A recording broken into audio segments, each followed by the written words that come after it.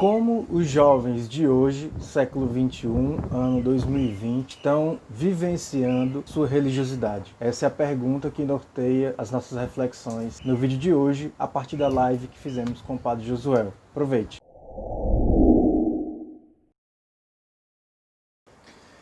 E aí, gente, tudo bem? Eu sou José Braga e esse é o canal Na Raça e na Paz, um canal de mensagens, de sabedorias que merecem ser espalhadas. Antes de qualquer coisa, por favor, nesse momento, para um pouquinho e curte aqui embaixo esse vídeo, se inscreve no canal e compartilha com seus amigos. Certamente, se você chegou até aqui, é porque esse vídeo te chamou alguma atenção. E você sabe que isso pode chamar a atenção de alguma pessoa que você conhece. Então vá lá, eu vou parar aqui um pouquinho. Curtiu? De novo? Obrigado. Além do canal no YouTube, a gente também está presente no Facebook, no Instagram e no Twitter, sempre no @Na Raça e na Paz. E aqui no YouTube, como você já está aqui, você já está sabendo. Então é o youtube.com/jbraga. Bem, a live com o Padre Josuel foi uma live muito rica de conteúdos. Só para vocês terem ideia, geralmente eu consigo fazer 2, 3, até 4 sketches, ou seja, trechos da live para postar no Facebook, no @Na Raça na Paz do Facebook. Essa do Padre José eu consegui fazer 6. E se eu forçasse um pouquinho dava para fazer 7, mas aí eu preferi deixar nos 6 mesmo. As ideias que o Padre José trouxe foram muito boas. Ele primeiro nos trouxe um panorama de como ele percebe no seu cotidiano, porque trabalha com isso, como tem sido a relação dos jovens com a religião, com a religiosidade, com sua fé. Essa percepção do padre é uma percepção muito prática e isso dá muito sabor àquilo que ele fala. E ele fala bem, dessa forma ficou bem atrativa a live, ficou bem interessante para todo mundo. Isso, na verdade, o que mais me chamou a atenção, que eu consegui extrair das falas do padre, foi a busca do jovem pelo pertencimento. Esse não é um dado exatamente novo, mas me chamou muita atenção porque eu consegui vincular essa informação com algo que eu escutei da pesquisadora Isabella Khalil. Ela é antropóloga e tem estudado o comportamento das pessoas em redes sociais, especialmente a questão do discurso de ódio, que é um dos objetivos desse canal, é a inibição do discurso de ódio. A Isabella Khalil fala que muitas pessoas aderem ao discurso de ódio como uma estratégia de encontrar o seu lugar no mundo. Isso significa o quê? Significa que há pessoas que, inclusive que não são jovens, até a maioria delas não são jovens, com certa idade, e que ainda não se encaixaram no mundo de uma maneira que as satisfizesse. No sentido de que ocorre então aí uma ruptura dessas pessoas com o mundo que nós estamos vivenciando, né? Na verdade, o que parece acontecer nas palavras de Isabela é que essas pessoas em algum momento da vida se perderam, o mundo que elas conheceram, que elas conceberam em sua cabeça parece ter deixado de existir. As pautas identitárias das mulheres, as pautas dos gays, dos indígenas, enfim, das ideias que mais me chamaram a atenção, que a gente extrai dessa live, é a ideia da busca de pertencimento, é a ideia da busca por um lugar no mundo. De fato, essa é uma pauta para as juventudes. E como o padre bem falou, existem 3 fases de juventude que nós podemos destacar. Mas a todas elas corresponde essa busca de pertencimento, essa busca de lugar no mundo. Afinal de contas, é justamente a idade em que o jovem sai do seu seio familiar e precisa encontrar fora dessa circunscrição familiar qual o lugar que ele pertence no mundo. Ele pode ser, continuará sendo para sempre o filho, o irmão, o primo, mas fora desse ambiente ele precisa encontrar um outro lugar, e esse outro lugar é um lugar que mobiliza muito os afetos, a inteligência, os anseios, os desejos, os comportamentos dos jovens. Esse lugar no mundo, ele precisa ser encontrado. E um dos primeiros lugares em que os jovens vão conseguindo começar a discernir que lugar no mundo eles ocupam é na própria escola. A escola dá aos jovens a condição deles se conhecerem fora desse ambiente mais privado da família. Na escola, que é um ambiente público, Ele consegue interagir com pessoas que vêm de culturas diferentes, que vêm de estados diferentes, que vêm de pensamentos diferentes. A escola foi uma tecnologia inventada pela civilização humana para conseguir fazer com que as diferenças aprendessem a conviver, aprendessem a lidar umas com as outras, e dessa aprendizagem se desdobrassem mais e mais riquezas, mais e mais ineditismos, mais e mais coisas novas, para que o mundo avance civilizatoriamente, mas também para que a gente construa ou para que a gente fecunde um mundo em que todos tenham dignidade. Então, o regime da escola é o regime da convivência das diferenças. A propósito, a diferença é que é a regra, não a identidade.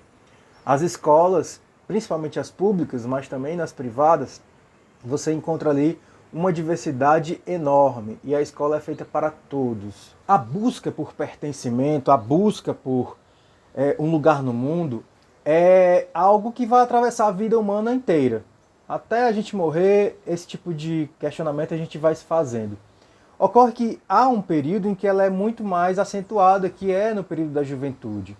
Então, a partir dos 13 anos até os 29, que é quando as pessoas são consideradas jovens, a primeira fase é a fase dos 14 aos 17 anos. Nessa fase, a busca de pertencimento ela ainda é mais acentuada. Os jovens se vinculam a grupos, se vinculam a amigos de uma forma que até os pais se sentem menos prestigiados pelos adolescentes. Porque, de fato, eles estão fazendo um exercício de sair debaixo das asas das mães, dos pais, para tentar vivenciar a vida da forma deles, com aquilo que eles são, com aquilo que eles estão descobrindo que são e como eles estão. Então, essa é uma fase bastante importante. É uma fase do sinto, logo existo. O padre citou essa frase se referindo a Descartes, do penso, logo existo. Parece que nós vivenciamos um sinto, logo existo. E eu até acrescentaria, hoje eu posto, logo existo. Então, se você não está presente de forma significativa em redes sociais, para os adolescentes parece que você nem existe. Enfim, são aprendizagens que eles também vão ter que fazer e que eles vão ter que discernir. A gente identifica muitos jovens com a ideia das perguntas, que são muito questionadores, são muito perguntadores, etc. Mas do ponto de vista de Padre Josué, na verdade os jovens são a resposta.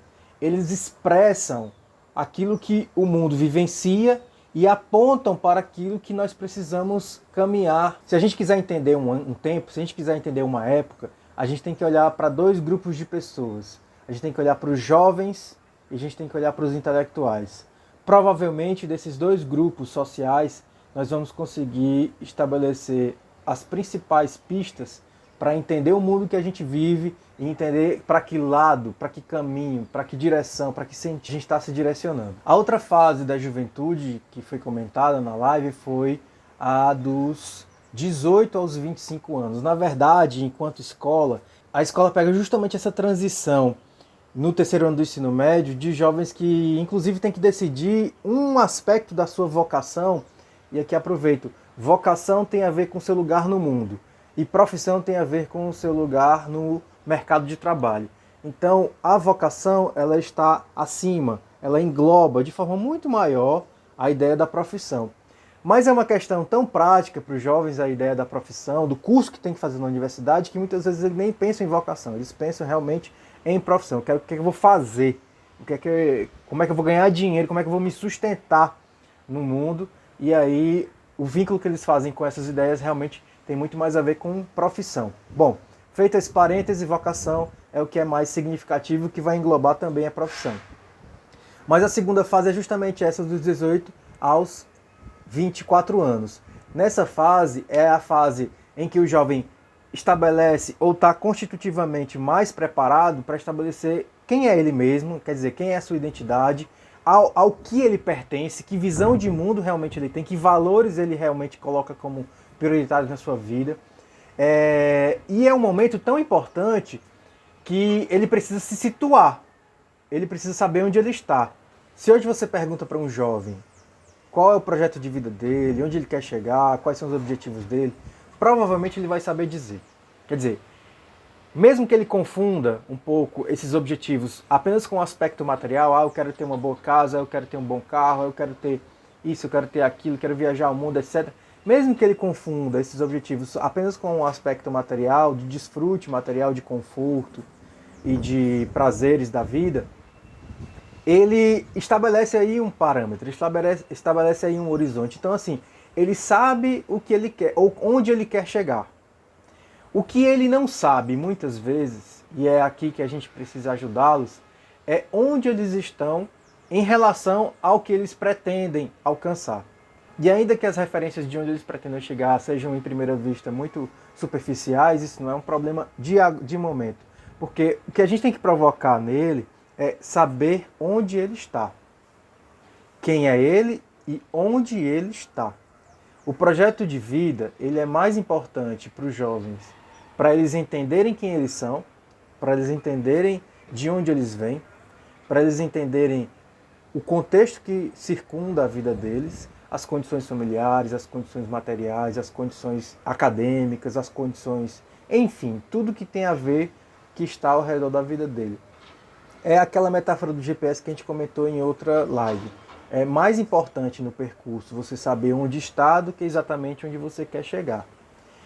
Então, os jovens de 18 a 24 anos, eles estão nessa fase de entrar no profundo do seu coração para fazer escolhas. É também uma fase que, do ponto de vista religioso, ele se afasta um pouco. O padre José falou sobre isso. Ele se afasta um pouco porque ainda há nessa fase uma ideia de que eles estão carregando consigo algo que foi a família que colocou eles, e não eles que optaram. Então, há aí sempre uma fase de eles entenderem por si mesmos se eles realmente desejam ou não continuar nesse espaço ou nessa experiência religiosa. O que não é um problema. Por quê? Porque a partir daí, isso vai se tornar algo realmente deles. Um outro aspecto também, essa é uma fase também de muita angústia, discernimento, é uma fase de tomar decisões, é uma fase de fazer escolhas. E por que uma fase de fazer escolhas gera angústia? Por quê? Porque o que é angústia? A angústia é a ausência de respostas. Nem tudo está claro para os jovens sobre aquilo que eles realmente querem, não há certeza sobre a profissão, não há certeza sobre carreira profissional, não há certezas sobre quase nada, na verdade. E, portanto, há uma geração de angústia muito característica nessa fase. A terceira fase é a fase da juventude fecunda. A partir dos 25 anos, geralmente o jovem já terminou a sua faculdade, já entrou no mercado de trabalho, e aí ele precisa de realizações, ele precisa fazer. Ele está naquela fase de criar, de produzir, de realizar, de tomar a frente, de matar no peito e dizer, sou eu faço, pode deixar comigo. Porque ele precisa se situar como alguém capaz de contribuir com o mundo, contribuir com a sociedade de uma maneira singular, por aquilo que só ele pôde acrescentar naquele momento para aquela ação, para aquela atividade, para aquela criação. Então, a depender de cada fase da juventude, há demandas diferentes. Então, se a gente pretende entender a experiência religiosa dos jovens nessas diferentes fases, a gente precisa também entender essas demandas atende a ideias diferentes. Uma coisa também que eu acho que é muito nevrálgico falar tem a ver com as referências que os jovens têm durante sua juventude. Para nós, adultos, que acompanhamos ou que trabalhamos com jovens, o nosso papel basicamente é o de estar com eles, mas no meio deles, sendo referência. Quer dizer, nós não podemos cair na esparrela de lidar com as juventudes. Nós temos papéis diferentes, enquanto aqueles que acompanhamos e entre eles. Nós nunca vamos estabelecer com eles o mesmo nível de conexão que os pares conseguem estabelecer. No nosso caso, a gente tem que realmente se preocupar em ser referências. Aliás, eles precisam de referências. E há uma potência dentro dos jovens, conforme disse o padre Josué, há uma potência dentro dos jovens, há algo único dentro deles, algo inédito dentro de cada um, que será mais bem sucedido quanto mais pertinentes forem as referências que eles encontrarem na vida. Farol é uma metáfora muito bonita porque é a seguinte: o farol ele existe para orientar os barcos. Os barcos precisam de faróis, não exatamente para que os barcos vão até lá onde está o farol. Não. Na verdade, se o barco for até onde está o farol, ele vai bater, ele vai encalhar lá naquela ilhota onde está incrustado o farol. O farol existe para que os barcos se orientem, se situem. Se o farol está aqui, opa, o farol está ali. E eu, que enquanto barco, então eu já sei para onde eu quero ir, eu vou por cá. Porque eu sei, com essa referência aqui, que o caminho que eu devo trilhar está por aqui. Então a ideia do farol, ela é muito feliz. Bom, essas foram as resiliências que eu trago da live com o Padre Josuel sobre o tema das juventudes e a experiência religiosa contemporânea. De fato, muitas coisas ainda poderiam ser faladas, mas isso a gente vai desdobrando em outras lives, em outras resiliências, em outros vídeos, tá bom? Muito obrigado. Aproveite agora o vídeo. Reverendo, por favor, boa noite. Eu queria que, por gentileza, o senhor pudesse se apresentar, né? Eu já falei alguma coisa, mas é sempre de bom tom que a pessoa se apresente, diga de onde vem e etc. Por favor, a palavra é sua. Então, uma boa noite para todos, né? Nessa noite de quinta-feira, eu sou o Padre Josuel, né? Sou a forma vice-reitor do Seminário Central São João Maria Vianney, lugar onde a gente acolhe as nossas vocações da nossa arquidiocese e também das dioceses vizinhas. Sou assessor da Juventude do Regional Nordeste 3 e também assessor de formação da CNBB, e a gente vai contribuindo com a formação da juventude, né? Também vou fazendo todo esse caminho, apresentando o acompanhamento de jovens e adolescentes de algumas missões daqui de Salvador e ajudando a eles a fazer esse itinerário do conhecimento da vida e da realidade juvenil. Então, esse é o Padre Josué. Bem-vindo, reverendo. Muito obrigado. Dando também as boas-vindas a todo mundo que está entrando. Reverendo, não vamos ter tempo muito para aquecer por causa do tempo, mas eu queria que a gente pudesse entrar logo no tema dessa nossa live, que é a experiência religiosa dos jovens, ou os jovens e a experiência religiosa contemporânea, né? Se percebe que há uma espécie de ressurgência do religioso na sociedade e, assim, a gente consegue perceber esse tipo de fenômeno muito em função da grande mobilização de jovens, né, de juventudes diversas, no que diz respeito a essas frentes da experiência religiosa, seja através de igrejas cristãs, mas também, mesmo quando não tem um discurso religioso como o primeiro, mas são jovens que têm sensibilidade ao discurso religioso, são respeitosos, são jovens que parecem não negar, né, essa dimensão da vida, essa dimensão da existência humana. Então, eu queria que o senhor pudesse nos dar um panorama, assim, um cenário um pouco mais amplo, sobre isso, como é que o senhor percebe essa experiência dos jovens, a experiência religiosa dos jovens nos tempos de hoje, 2020, né, século XXI. Por gentileza, a palavra é sua. Eu tenho Obrigado, Braga. Acho que as suas palavras, né, representam de verdade o coração do jovem contemporâneo. E tem um trocadilho que diz assim, né? Estamos em uma mudança de época e uma época de mudança. A CNBB traz muito esse trocadilho, né? E os jovens não é diferente, né? Eles começam a viver e vivem bem esse trocadilho de mudança de época e de época de mudança. Mas dentro dessa experiência, né, queria até, para trazer o jovem contemporâneo hoje e a experiência religiosa dele, tivemos ali pela década de 80, usamos muito aquela máxima de Descartes quando dizia, né, penso, logo existo. Era algo forte, né? Era algo muito racional para aquele tempo, né? E hoje nós estamos vivendo, pode ser com essas mesmas palavras, mas com outro sentido, né? Hoje não é mais penso, logo existo, mas agora sinto, logo existo. Os jovens contemporâneos hoje têm uma relação com a emoção e com os sentimentos de uma forma muito forte. E isso aguça um desejo pelo religioso, pelo transcendente, de uma forma grandiosa. E que às vezes a gente não percebe. Nas fases da juventude, né, a nossa grande dificuldade, principalmente diante das tribos juvenis, existe uma busca pelo eterno. Existe uma busca pelo eterno. Existe uma busca por uma resposta final, pelo que é finito, né? Eles querem, eles desejam. A única coisa que eu acho que é a maior dificuldade, né, é que os adultos contemporâneos, eles não conseguem alcançar os jovens, eles ficam perdidos. Eles não conseguem estar próximo dos jovens e isso deixa eles angustiados, né? E fazendo com que os jovens eles possam voltar àquilo que eles acham que é melhor para eles, né? Por isso que acho que o Papa Francisco diz uma frase que é muito forte, né? E ele falou na Cristo Vive, no último documento, né? Jovens, vocês são o agora de Deus. E Deus, ele é agora, é nesse instante, é nesse momento de agora. E esse deve ser o lugar que a gente precisa estar muito atento, muito atento. Muito atento para essa relação da juventude com este momento de agora e dar a resposta para esse agora.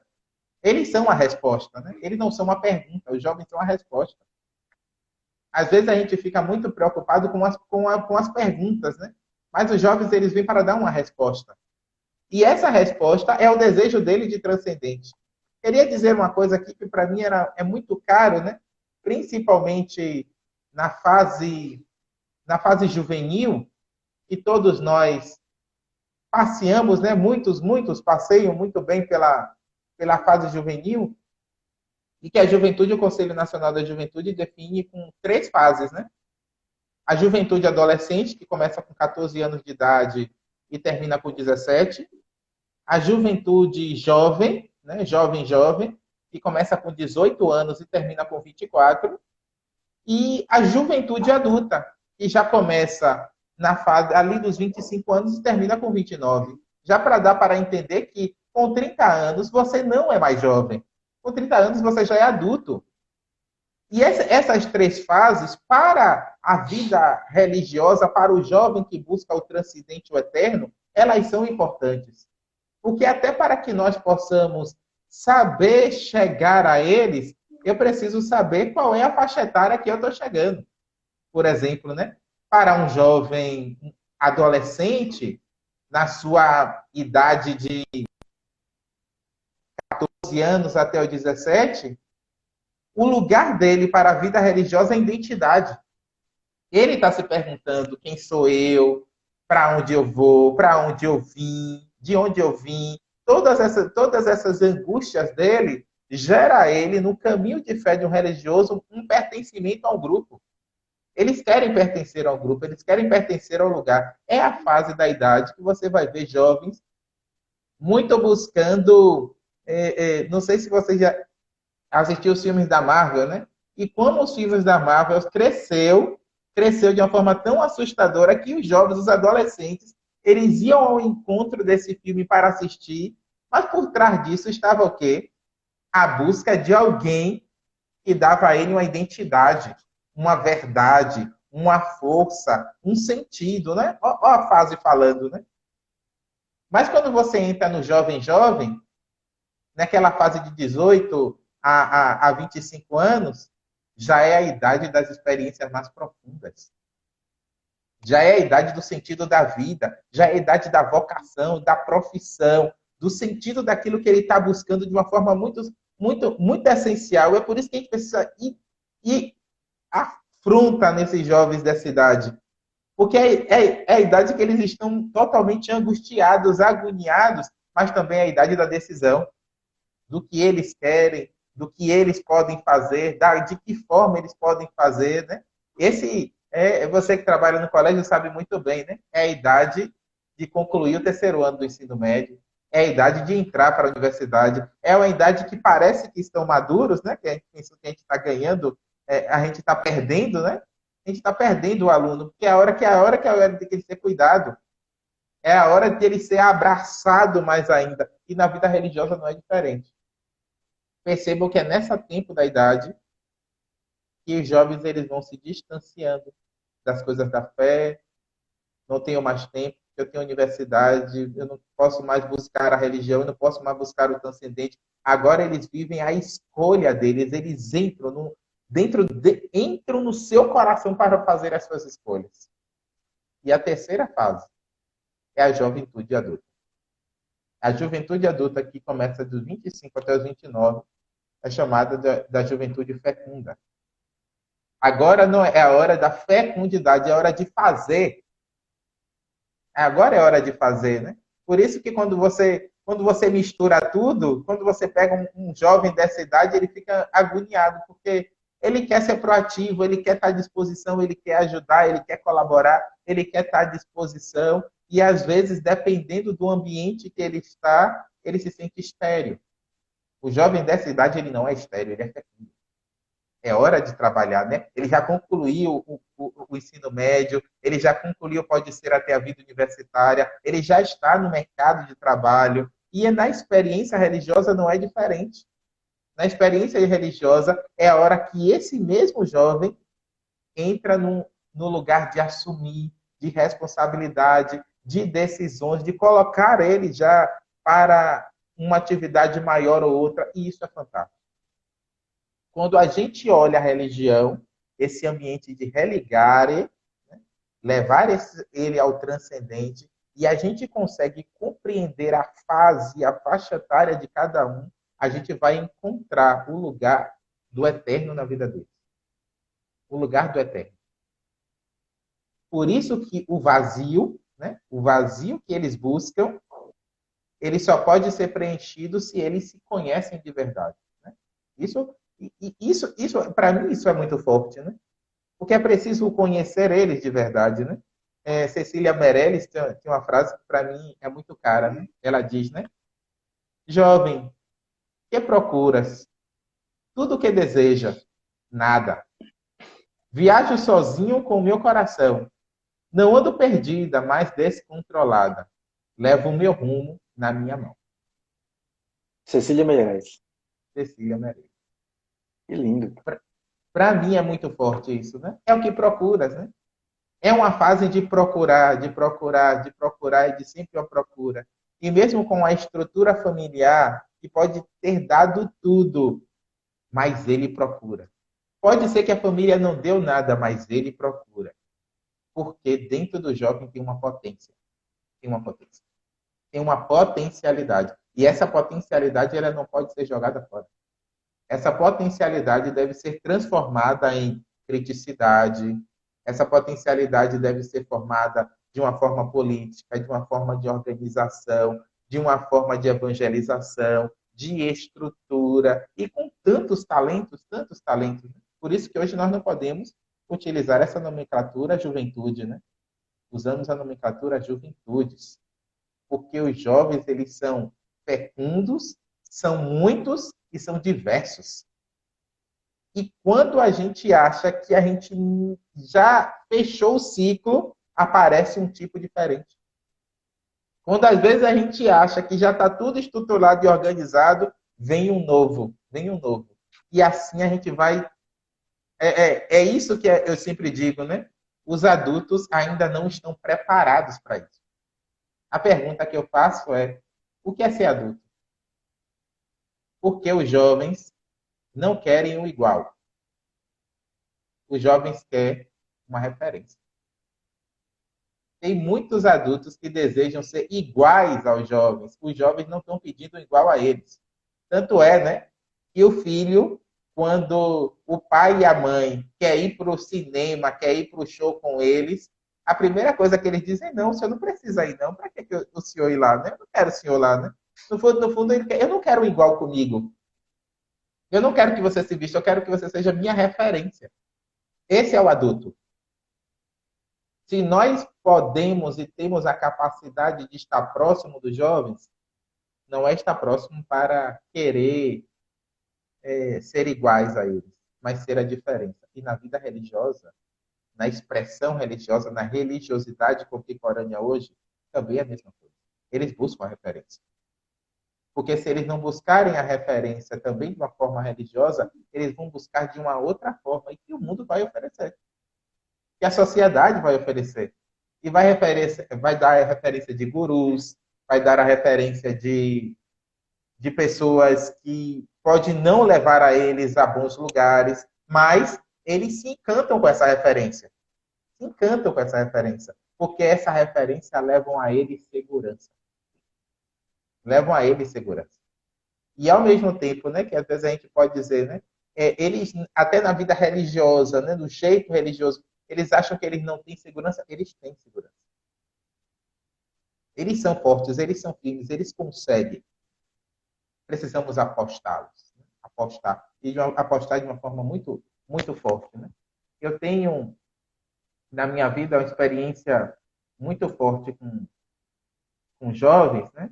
E com a experiência de estar no meio dos jovens.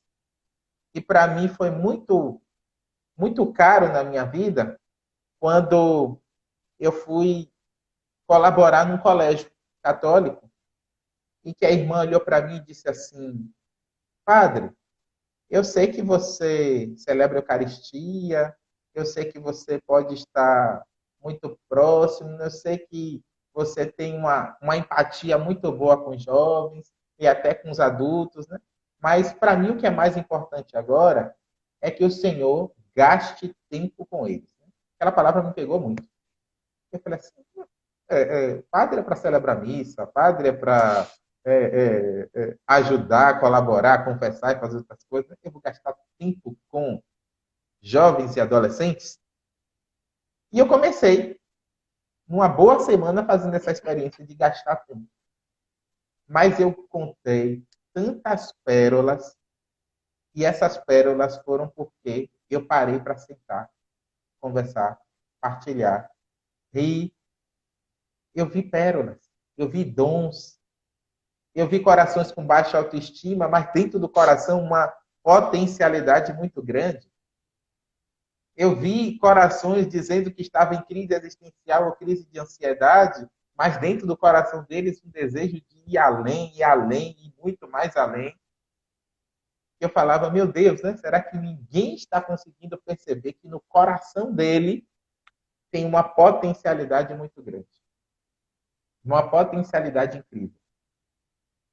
Aqui é uma outra graça da experiência religiosa com jovens. Aprender a gastar tempo com eles. Gastar tempo. Jovens não é gasto, né? Não é gasto, né? Gastar dinheiro com você, jovem investimento. Se a gente investe em um jovem, pode ser na experiência religiosa, pode ser na experiência, seja lá de que for, se a gente investe, a gente tem um adulto consciente. Um adulto verdadeiro, um adulto firme. Um adulto integrado. Um adulto integrado. E isso deve permear a nossa vida de uma forma muito grandiosa. Viu? Muito grandiosa. Isso Tem me uma faz das. muito mais apaixonar pela juventude. Não, a gente percebe, né? É notável como o senhor se coloca de uma forma apaixonada por esse trabalho que o senhor desenvolve, né? Por essa relação com os jovens, e isso toca a gente, né? Fico muito tocado com o seu depoimento, né? Com a sua fala, porque é de alguém que realmente tem um fogo, uma chama por dentro pelas juventudes e por essa por essa missão de acompanhamento das juventudes, né? O senhor é um neotéfilo, né? Segundo o padre Hilário Dick, o senhor é um neotéfilo, um amante das juventudes, aquele que ama os jovens. Padre, se o senhor quiser, e aí é uma curiosidade talvez um pouco pessoal, mas eu acho que quem está assistindo a gente, nossa audiência, também vai gostar de saber um pouco daquilo que o senhor pudesse compartilhar, um pouco da sua experiência como jovem, porque isso ainda é novo, muito novo. Desculpa, quantos anos você tem? Eu tenho só 34 anos. Tá vendo? Só tô naquela juventude fecunda, praticamente, ainda. Verdade. Então, eu queria, se o senhor pudesse compartilhar um pouquinho com a gente, como foi o seu início, né? Assim, talvez as origens da sua experiência de Deus. Não precisa ser a origem da vocação, acho que a origem vocacional, a não ser que se confunda mesmo, né, para o senhor. Mas eu acho que a experiência vocacional ela é um pouco depois. Talvez a experiência religiosa, ela, na sua história, na história dos jovens em geral, ela aconteça antes um pouco do que a experiência vocacional. Será que o senhor consegue compartilhar com a gente um pouquinho da sua trajetória pessoal, por favor? Sim, claro. Eu sempre digo que minha história, né? Minha história, não sei se muitos já tiveram a experiência de ver um santo que se chama Carlos Acutis. Ele vai ser beatificado, né, da Itália.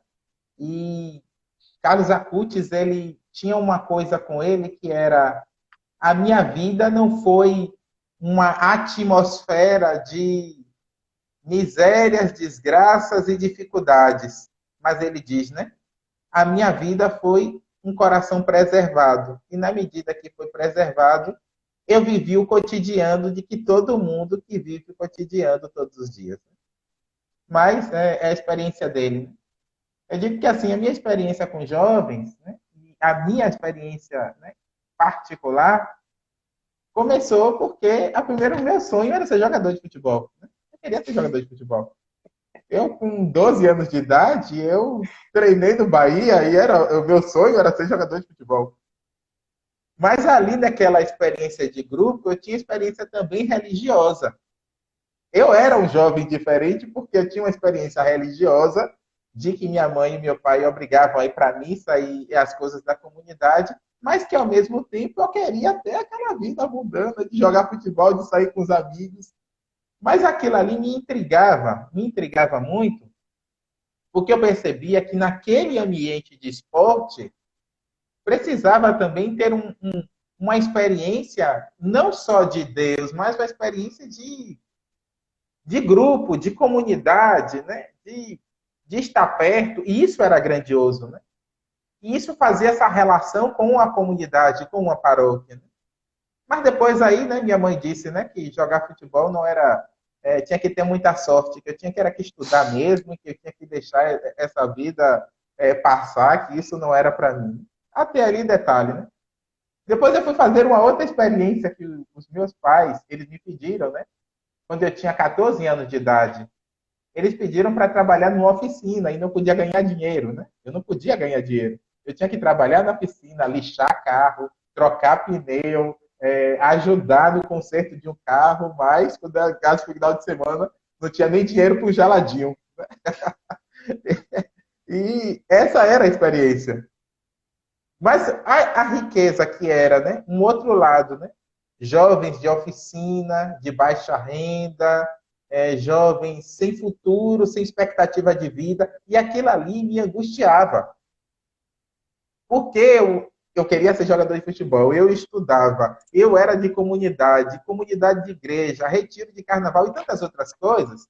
E eu falava assim, quando eu via um jovem no seu canto que, eu não quero estudar, eu não quero fazer isso, eu não quero, minha vida é essa daqui, né? Aquilo ali me angustiava, né? E ali começou um movimento dentro de mim de angústia, de querer tirar aqueles meninos daquele lugar e dizer a eles, né? Isso daqui é até bom, mas não vai te dar futuro. Não vai te dar futuro. Terceira fase, né, da minha vida, né? Terceira fase da minha vida. Que para mim, como jovens, foi os retiros de carnaval que eu tinha lá da paróquia Sagrado Coração de Jesus, no Alto do Cabrito, né? Que para mim, né? E aqui, né? Experiência de Clarisvaldo, todo aquele pessoal, sabe, que experiências assim fantásticas, né? Que nos ajudou tanto, tanto, tanto a fazer essa experiência de comunidade. E assim, né? Saíamos no carnaval numa sexta-feira e voltávamos na quarta-feira de cinza. Mas sabe o que mais me encantava? É porque eu tinha muito aquele sentimento de Jesus, né? Um sentimento que Jesus ele tinha compaixão pela realidade do povo que a gente saía. A gente saía de casa em casa. A gente atravessava ruas e outros lugares. Mas que a gente sentava com as pessoas e as pessoas só queriam partilhar a vida deles. Só queriam partilhar da vida deles. A gente pensava que a gente ia levar muita coisa. E ao contrário, a gente voltava para casa ricos. E aquilo ali, aquele fogo acendia no meu coração, né? Essa era a paixão pela juventude de tantos lugares que a gente passou por essa Bahia. Né? Que idade mais ou menos, pai? Aí ali eu tinha 16, 17 anos de idade. Uhum. Então era um movimento que nos encantava. Né? Nós tínhamos um sacerdote que era encantado pela juventude, né? Era o padre Lázaro, um recém-ordenado, né? Um recém-ordenado, um padre que era, Ave Maria, né? Transpirava um amor pela juventude, aquilo ali me encantava. Né? Eu ia para a minha escola e encontrava professores, né, que eram encantados pelos alunos que se esforçavam, né? E eu dizia, né? Também quero uma coisa dessa, né? Então, sabe, eu encontrei referências. Quando eu voltava para minha casa, eu encontrava referência à minha família. Eu encontrava a minha mãe e o meu pai, que eram apaixonados pelos jogos. Né? Eu tinha uma coisa, né? Minha mãe e meu pai adoravam a casa cheia. E a casa cheia de jogos. E às vezes o mais bonito é quando eles sentavam com a gente para partilhar as experiências deles. E ali eu olhava já aquele lugar de referência. Aquele lugar de referência. E assim foi desdobrando, né? Claro que aí não vou entrar num caminho vocacional, porque aí eu ia dizer, aí eu poderia dizer, né? O ponto fundante de um jovem da minha vida foi quando eu sendo catequista, estava numa igreja, e veio um menino de 15 anos de idade. Ele olhou para mim e disse: me dê Deus.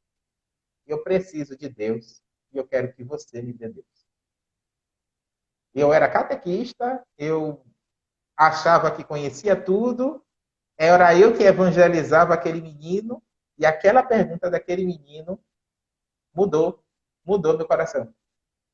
Porque aquela pergunta dele, eu disse, né? Eu não só preciso oferecer a você quem é Deus. Pode ser que eu não consiga te dar Deus, como você quer. Mas ele acabou se tornando o ponto de partida de tantos jovens que buscam sentido. Todas as vezes que eu vejo alguém, ou um jovem, ou alguém que diga, eu não estou sentindo na minha vida, eu estou buscando isso, eu estou buscando aquilo, eu não estou me encontrando, volta aquele menino novamente dizendo, me dê. Você pode me dar. Eu acredito. Não sei o que esse menino veio em mim. Né? Mas Esse menino aquela era seu parada. catequizando. Uhum. Naquele dia, a minha vida. Aí sim, aí começou a nascer os caminhos vocacionais. A questão vocacional, né? Legal. Ali nasceu o desejo pela vocação, né? Pela frase dele. Pela frase Uhum. dele. Muito E forte, padre. acho que essa frase, ela ronda minha vida por inteiro, em cada momento que eu chego. Porque, assim, quando chega uma pessoa para perguntar para você, me dê Deus, e às vezes você não sabe nem se pode oferecer o que tanto essa pessoa deseja, ele te desconstrói. Desconstrói. Padre, eu queria que o senhor comentasse um pouquinho, porque me parece que há uma experiência forte da sua relação com as juventudes também, nessas experiências de retiro de carnaval. Né? Eu não sei muito bem as informações desses retiros de carnaval, mas várias pessoas que eu conheço, que o senhor conhece também, já falaram dessa experiência. E me parece algo que para o tema de hoje é importante, porque que outro período do ano há mais apelo para os jovens do que o carnaval, não é verdade? É Então, verdade, isso é verdade. como é que o senhor vivenciou esses retiros de carnaval? O que é que chamava a sua atenção, que realmente fazia com que o senhor optasse por essa, digamos, por essa celebração diferente no carnaval? Olha que no período de carnaval, quando eu era adolescente na paróquia, a gente já tinha um retiro, né? Só que era uma coisa muito bem organizada, estruturada. Só que aí, assim como um jovem, né, sacerdote, eu queria algo diferente, né? Algo diferente, mas naquele período, recém-ordenado, não poderia fazer nada, fiquei muito quietinho. Só que aí alguns jovens, né? Lembro que eu estava na suburbana, e eles pediram para fazer um final de semana diferente no período do carnaval. E saímos, fomos para a Boca da Mata, numa casa muito simples, levamos umas senhoras para fazer comida, tinha uma piscina, e tudo bem. A gente foi e fez um carnaval diferente. E assim ficamos no domingo, na segunda e terça-feira iríamos voltar para casa. Só que aí a gente foi sentindo um apelo, porque foram chegando pessoas que pediam necessidades, né? Passando por necessidades. E outros, quando descobriram que eu era padre, perguntavam se eu poderia fazer uma visita ou algo parecido. E aí, assim, a gente foi, a galera toda, né? Ia todo mundo, né? Éramos 15, então foram as 15 pessoas para todos os lugares. Essa experiência foi movendo o coração deles, porque eles foram se sensibilizando por aquela realidade. E aí a gente começou a pensar de o que isso poderia modificar na vida de um outro jovem, né? E assim começou aquilo que nós chamamos de acampamento Timóteo. Acampamento Timóteo, que era reavivar a chama de Deus que está em você, né? O objetivo era buscar os jovens da arquidiocese de todo lugar onde eles estavam para eles fazerem uma experiência de acampamento. Uma experiência de acampamento. E foi uma experiência riquíssima. Pensa que foi uma experiência rica. De um final de semana que a gente não pensou que não ia dar nada, no outro ano foram os pais que perguntaram para mim, né? Você não vai fazer mais aquele encontro que você fez no carnaval, que você levou 15 jovens, não? Eu queria que você levasse meu filho. E aí pronto, essa experiência acabou gerando 50 jovens. No outro ano acabou gerando 80 jovens. No outro ano, 200 jovens. Teve um ano de 2017 que eu tinha 500 jovens em São Sebastião. A gente começou a ser ousado e todo ano a gente ia para o município de Salvador. E aí a gente pensava numa estrutura, uma estrutura muito boa, né? De cuidar das crianças, de ajudar as famílias, né? De visitar as casas, né? De ter uma vida fraterna, uma vida comunitária, de partilhas à noite, né? Temos uma experiência da noite, ter a experiência da partilha, que é fantástica, né? Depois da experiência de visitas, de saída, de evangelizar, de atividades, né? Ou até de momentos lúdicos, mas chegar à noite, a gente ter um momento de partilhar as experiências, né? E jovens que eram tímidos, que começam a falar, né? Jovens que nunca tinham saído de casa, tinham colaborado em casa de lavar os pratos com todo mundo juntos, ou ajudar a lavar o banheiro, né? Ou sair para ir para a feira, né? Engraçado, né? Que eu gosto muito da experiência do desafio. E a experiência do desafio, nós vamos antes para a Feira de São Joaquim para conseguir coisas para o acampamento, né? E a experiência é o seguinte: primeiro pede, segundo pichincha, terceiro compra. Para que eles possam ter já a experiência do desafio, né? Deles perceberem que o que eles estão comendo é fruto do esforço deles. Fruto do esforço. Primeiro passa da feira, a gente pede, né? Você pode doar para o acampamento um moinho de tomate, né? Não, não posso dar não. Quanto é? R$ 2, não pode ser R$ 1, não? Não, pode não. Aí, se não puder, a gente paga. Mas a gente vai, faz todas as possibilidades e pensa, né? Eu vi jovens que chegavam para mim que diziam, né? Padre, o acampamento está começando para mim agora. Porque a experiência do desafio e do desprendimento é muito grande. Claro que a gente faz isso com muito cuidado, com muita cautela, sabendo que são jovens, são filhos de outras pessoas, né? Para que a gente possa ter o máximo cuidado. Mas na medida que eles se desafiam, eles vão percebendo a dificuldade, a alegria, eles vão percebendo que eles podem mais, que o acampamento não é de alguém, é deles, é para eles. Então eles se envolvem, né? Eles se envolvem de uma forma muito, muito grandiosa, né? Muito grandiosa. Sem falar desse protagonismo, né? Uma das coisas que também no meu trabalho com juventudes, o que eu percebo é que, na medida que eles percebem que a gente, os adultos, né, realmente, né, de verdade, a gente concede a eles o protagonismo de alguns processos, eles se empolgam. Poxa, tá me dando aqui realmente essa responsabilidade, né? Assim, não é uma coisa de faz de conta, não. A gente, né, faz essa experiência de entregar a eles uma responsabilidade. E é muito bonito ver quando os jovens realmente incorporam isso. E quando eles incorporam isso, é aquela experiência, né, aquela expressão, eles vestem a camisa. Nossa, é muito lindo, porque aí você não tem que fazer esforço para muita coisa. Eles, às vezes é o contrário, né? A gente tem que dar uma segurada, porque senão eles vão sem freio. E conseguem, e voltam felizes, né? Porque a alegria deles é o pertencimento. Né? Eles querem pertencer. E quando eles pertencem, e na medida que esse pertencimento deles gera uma oferta, gera uma fecundidade, eles vão, eles vão. E aí eu sempre digo, né? Tudo isso está acontecendo para chegar uma hora e dizer, né? Quem tem que fazer é vocês. Quem tem que fazer é vocês. Já tem 3 a 4 anos que eu só vou para celebrar a missa e participar de algumas coisas. Né? Eles já cuidam de tudo. Eles já cuidam de tudo. Eles só me perguntam para ver se tá bem, se está nos esquemas. Né? Mas, assim, é bonito ver a experiência, é bonito ver crescer, né? É bonito perceber que isso gera, né?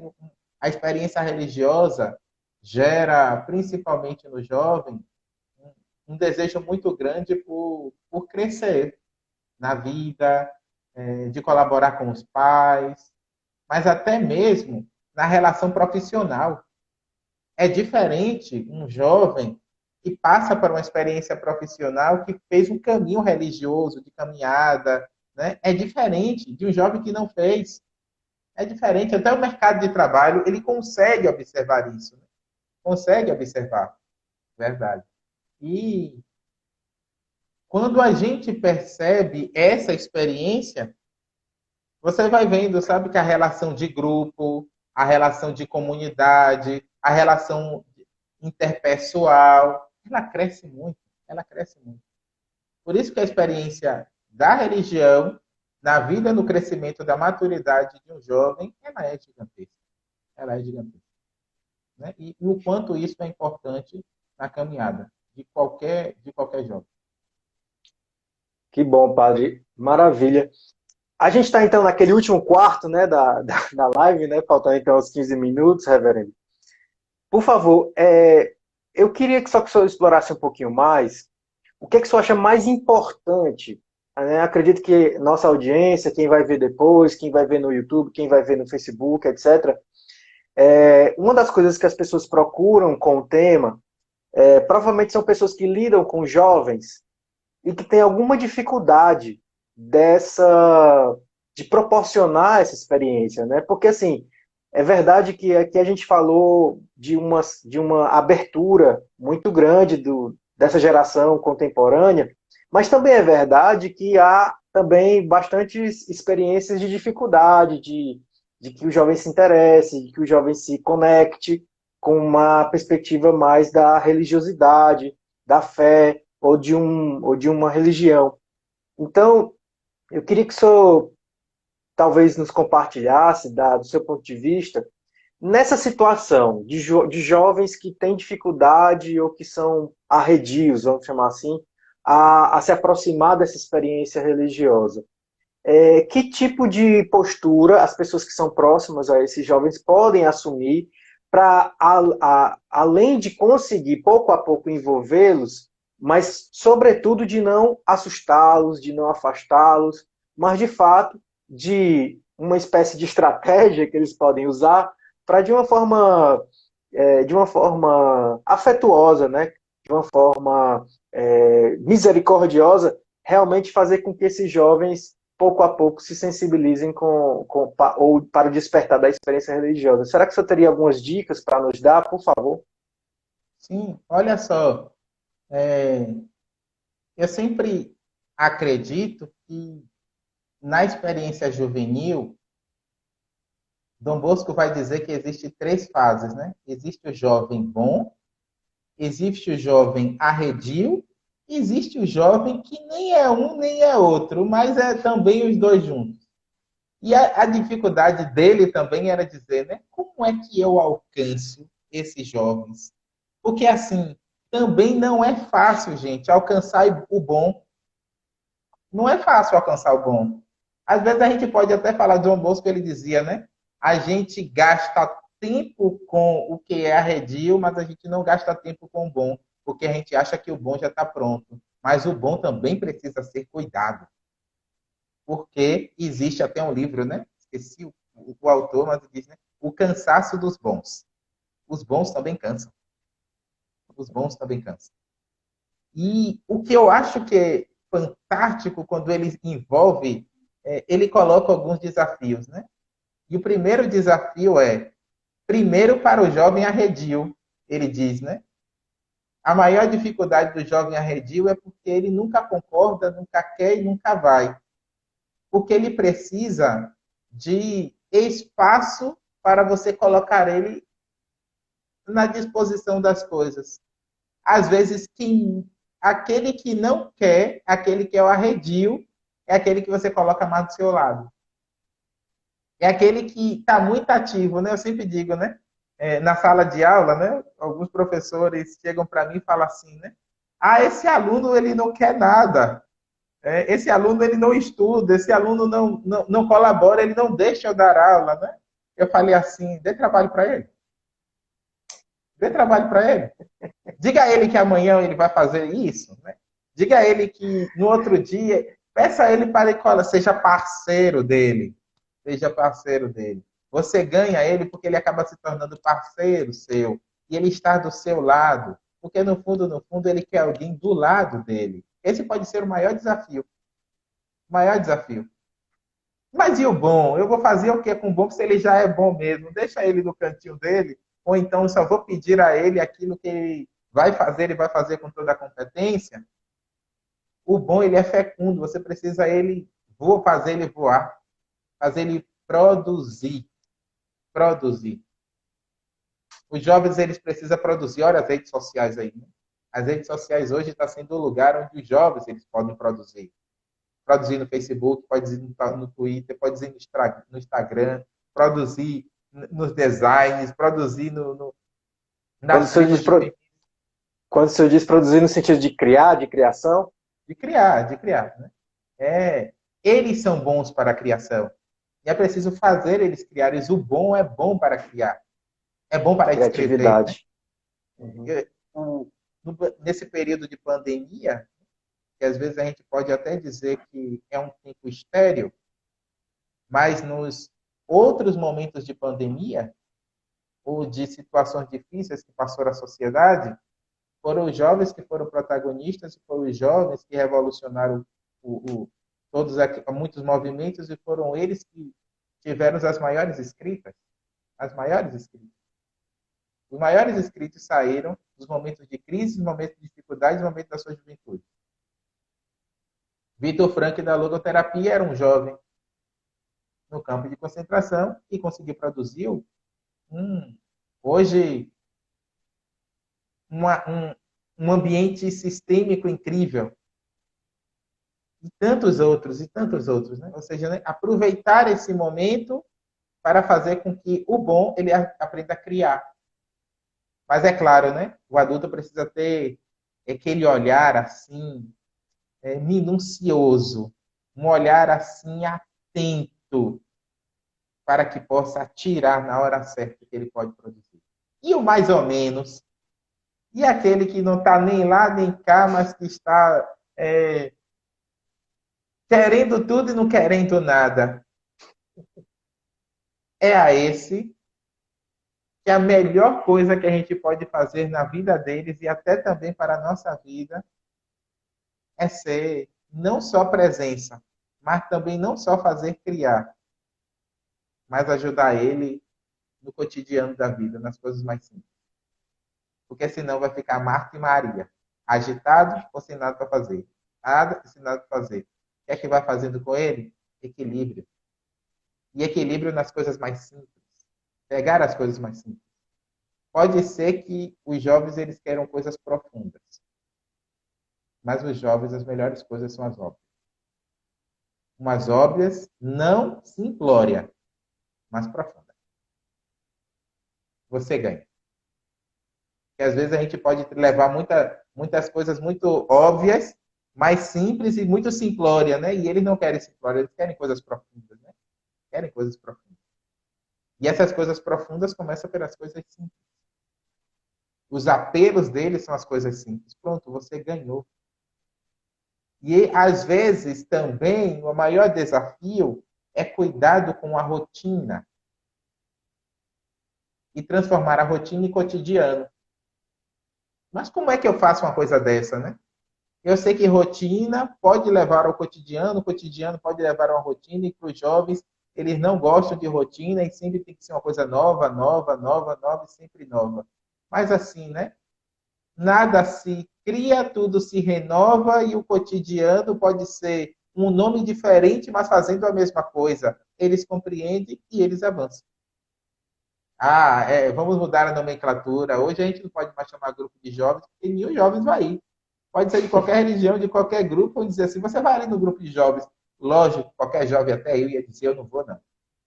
Mas chega para um jovem e diz a ele que vai para... Vamos fazer uma experiência de uma tenda, não sei o quê. Pronto, ele vai, ele adora, porque o nome é diferente. Mas pode ser que a proposta vai ser a mesma. Vamos fazer essa é a nossa criatividade de adultos, né? Porque nós estamos muito acostumados, ou acostumados, não digo acostumados, mas assim, nós queremos sempre a novidade. Mas a novidade só gera na criatividade. E às vezes essa criatividade, ela é visitada por aquilo que é óbvio. Aquilo que é óbvio. E aí eu trago, sabe, aquelas palavras primeiras que eu disse. Se nas 3 fases a gente consegue saber a idade, saber o foco, saber a experiência basilar dele e como você alcançar, pode ter certeza. Só é ter sua criatividade.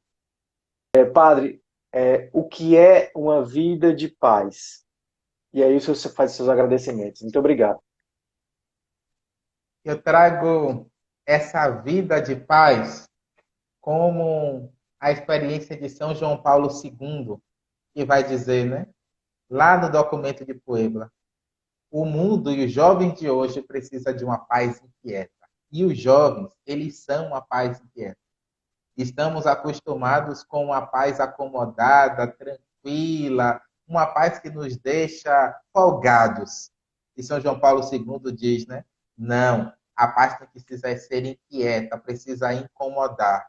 Então, se na raça e na paz nos traz um amor, deve nos inquietar mais ainda, instigar o nosso coração para querermos muito mais e construir uma sociedade melhor.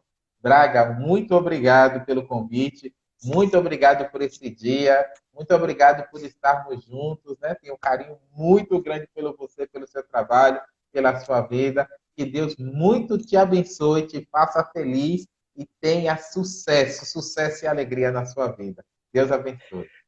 Obrigado. Gente, então, mais uma vez, obrigado. Eu só queria dar uma notícia boa, gente, que o canal do Facebook, essa semana, ele atingiu mais de 30 mil visualizações. Hoje, a gente rompeu, na verdade, mais de 35 mil visualizações. O canal do Facebook realmente está bombando.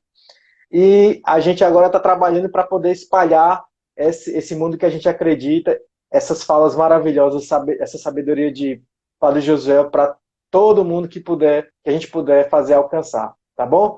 Muito obrigado a todos, boa noite, Padre Josué mais uma vez, um beijo pro senhor.